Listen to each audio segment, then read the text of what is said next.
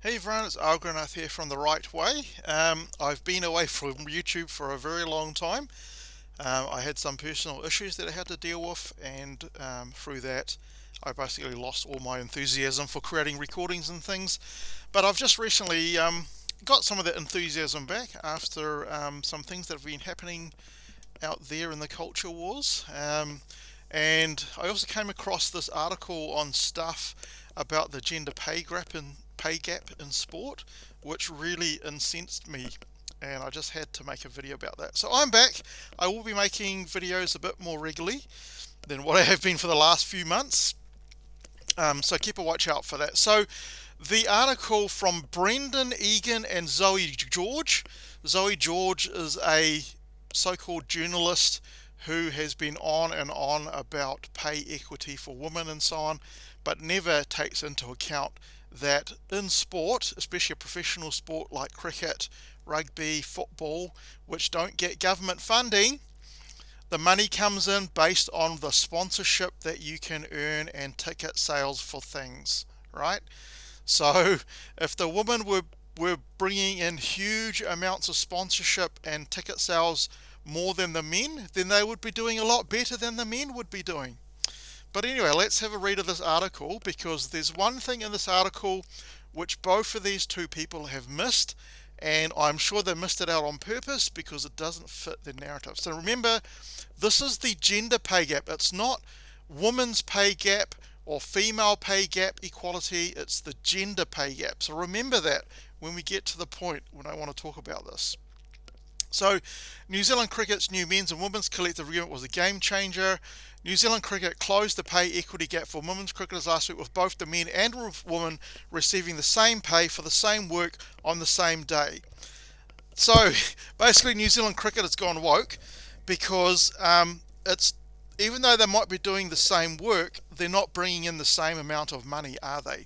So basically, the men are subsidising the women. Now, that's fine if New Zealand Cricket want to do that. All well and good to them, as long as they keep the money rolling in, and they're not going to find that the men, if they're not going to be earning enough money, they might go elsewhere and maybe the 2020 leagues or whatever. So that's fine. So New Zealand Cricket has acknowledged that while the match fees are equal between the men and women, men will continue to earn higher. Oh, there we go. So it's not quite equality. The match fees are equal, but the actual retainers to keep them on contract is not, because obviously there's no way that they can afford to do that to make the men and the women's retainers be the same, because the women just bring in the amount of money. So, but where do some of the New Zealand's other major sports stack up in terms of pay parity and how much more work is left to be done? So let's look at rugby union. Oh, the big bad rugby union. Everyone loves to bag these people. At the top level, the Black Ferns receive approximately $2,000 per week as assembly fees, plus retainers starting at $35,000, while the All Blacks receive $7,500 in assembly fees, and base retainers are negotiated on a case-by-case basis.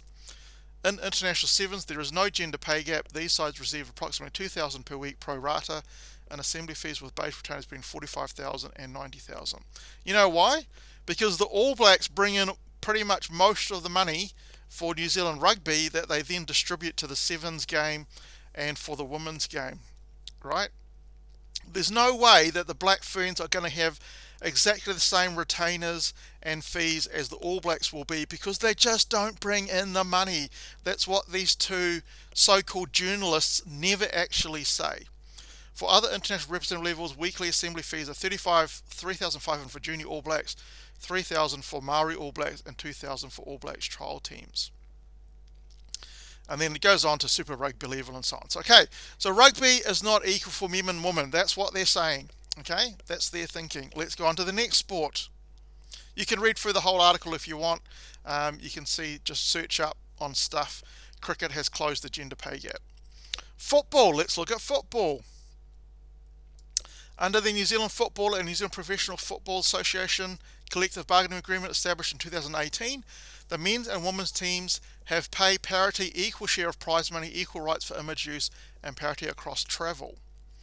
The actual agreement is confidential. The final condition around travel was the biggest step forward, When negotiations were just beginning, it was looking for a guarantee of business class flights for Europe-based football ferns to and from international matches, which the All Blacks had before their matches. So that's perfectly fine if they want to pay that, but you can bet your bottom dollar that where it says equal share of prize money, it's not that the women get an equal share of the men's prize money, right? The men's will get their equal share of prize money, and I'm sure the women's will get their equal share of prize money that they win. Otherwise, you can't just have women taking an equal share of the men's prize money, can you? I mean, if that's what they're doing, that would be just wrong, because it's up to the women to actually step up and win something to get their prize money up. Then they go on to talk about the English Premier League and how much they get paid and so on. Of course they're going to be paid more, and again, women's and the Women's Super League are going to be paid less because they don't earn the sponsorship to generate it. They're not getting money from the government, are they? That's what these... Here we go, Zoe George and Brendan Egan. Oh my God. Okay, so talk more about that. Then to basketball. Basketball New Zealand Chief Executive Dylan Boucher confirmed the national sides, the Tall Blacks, Tall Ferns and Tall Blacks 3x3 sides have pay equity while in camp or on tour, which we are pretty proud of.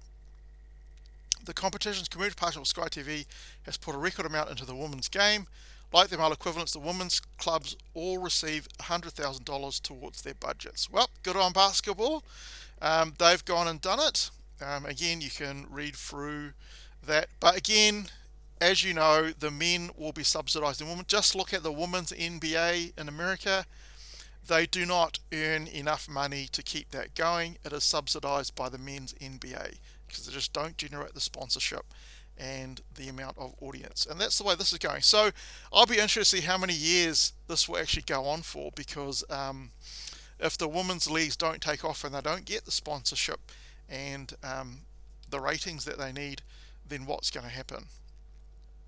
Hockey has 100% equalised, so 25 players are contracted respectively for both the men's and the women's teams, and everyone's getting the same retainer amount. Excellent. So well done, you hockey people.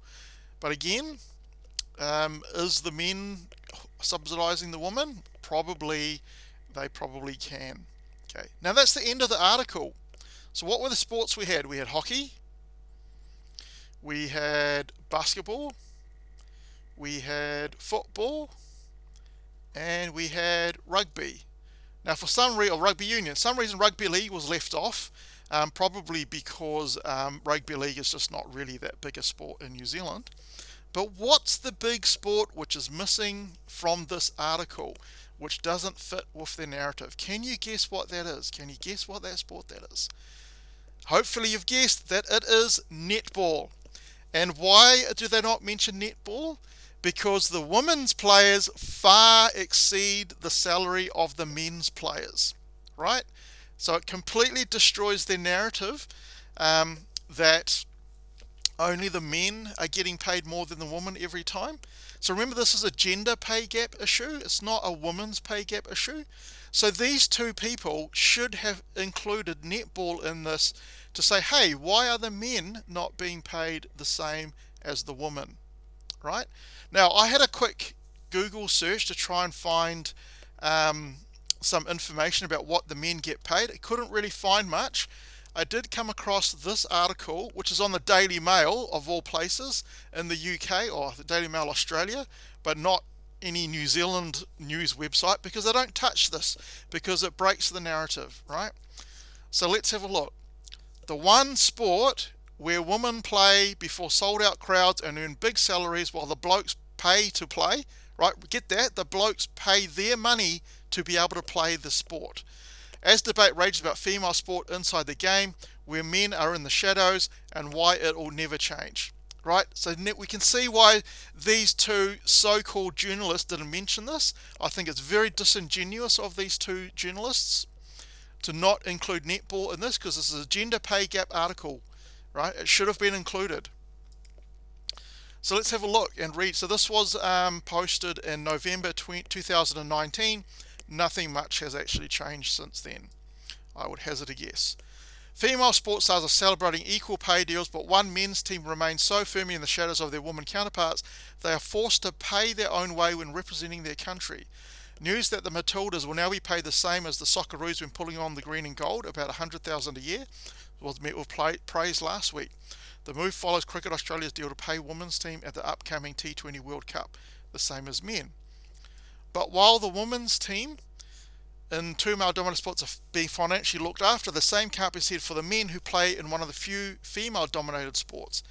Each of the 12 players selected to play for Australia's men's netball team at the World Cup will have to pay $2,000 to cover the cost of their flights, accommodation and meals. Now, of course, that's not the full cost. They are getting a subsidy there, but still they're being paid.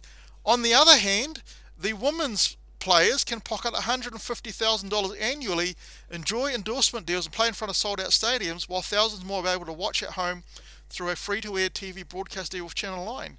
Right? So what has netball World Netball, Netball New Zealand, Netball Australia, what are they doing to promote men netball players and get their pay parity the same as the women? Are they creating a provincial league?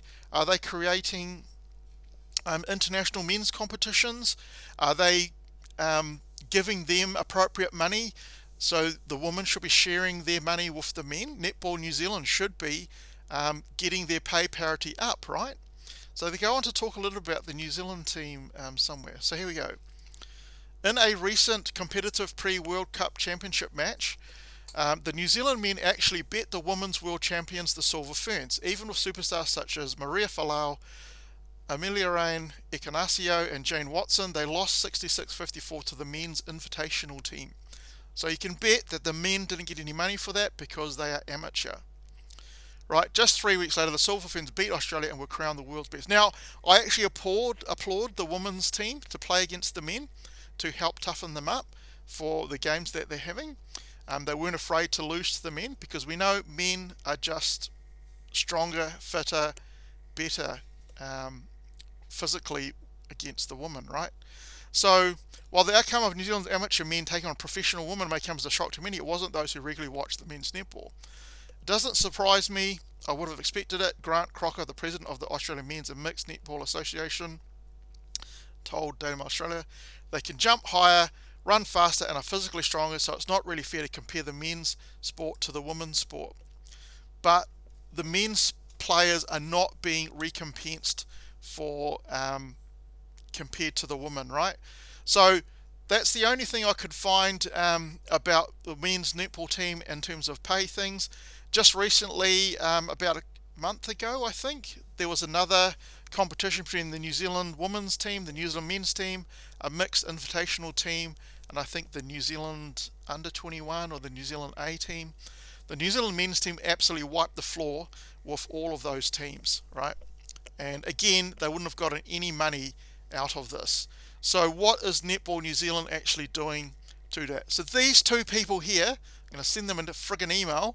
These two people here should be fighting for the men's players in netball to get that gender pay gap closed in netball, right? When is that article coming out from these two people? I can bet your bottle dollar we won't get anything because it doesn't fit their narrative that the women are the ones that are being downtrodden, but when it happens to the men, they just ignore it. Anyway, I don't know if anyone is watching this particular video. Hopefully maybe a couple of people are. I don't care. I like to use it as a way to output what I'm feeling, and if someone watches it and likes it, then all the better. So if you like the video, give it a thumbs up. If you don't like the video, you're welcome to give it a thumbs down. Click the notification bell, and if you like my content, please subscribe as well. And hopefully I'll catch you in the next video, which I promise will not be too long in the future. Alright, that's it for me. Catch you in the next one.